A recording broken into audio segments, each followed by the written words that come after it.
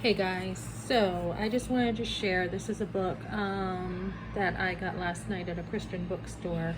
When you have lost a baby, whether it was a miscarriage and you wonder what was my part in that, like blame yourself, or you just had a loss of a child, or whether it was an abortion that you chose or was forced upon you, whatever it was, that child you still lost. Um, and what I wanted to talk about, a couple things here, was just a few minutes ago. Um, I had a response to a comment I made on Instagram. One of the ladies I followed actually approached me on Instagram and said, I'm so glad you're following me, but abortion is normal, and hopefully you'll educate yourself on this.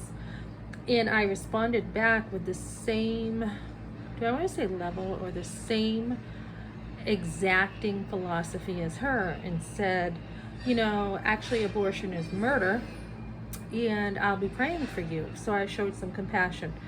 And that's just, Instagram, you don't know people, they're strangers.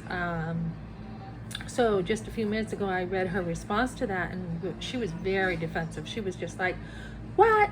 Are you calling me a murderer? Exclamation point.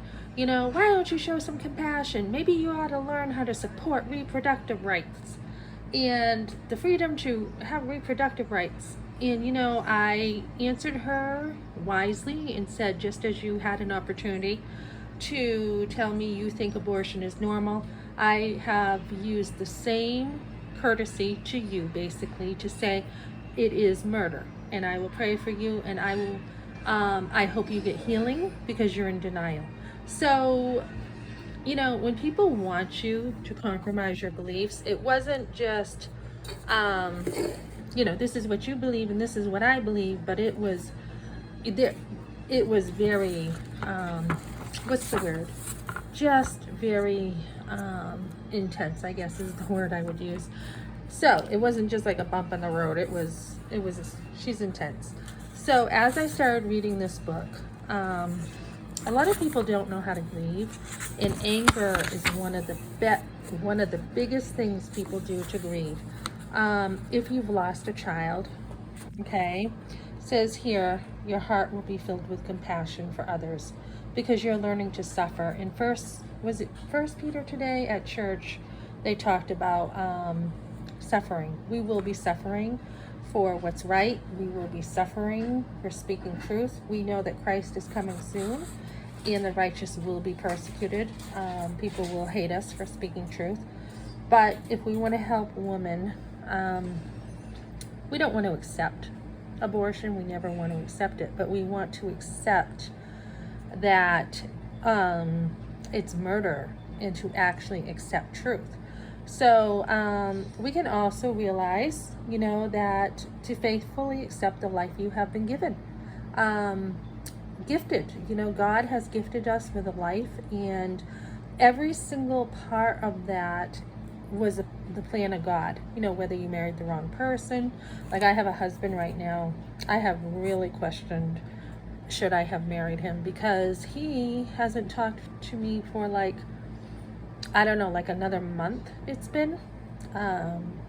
So I have told him as of last night, I'll be praying for you, I'm moving forward, take care. So I pretty much put a line in the sand and said, you're not going to be treating me like this again. He's done this many times to me. So I've had to do that with him. Or whether you feel like you made mistakes before you were married, whatever, accept that God has a plan to bless you, and it's all for your good. Also, you should be thankful, for the children that you do have, not that those children are ever going to take the place of the one you lost. And I know for me, with abortion, once I did have my firstborn son, the other sons I have, I wanted to be the best mother in the world. I actually so respected and appreciated motherhood, because before I had them, it looked like I couldn't have children. We tried and tried and tried, and then my placenta started to separate. So definitely appreciate motherhood and just know that God is working everything out for your good as you grieve.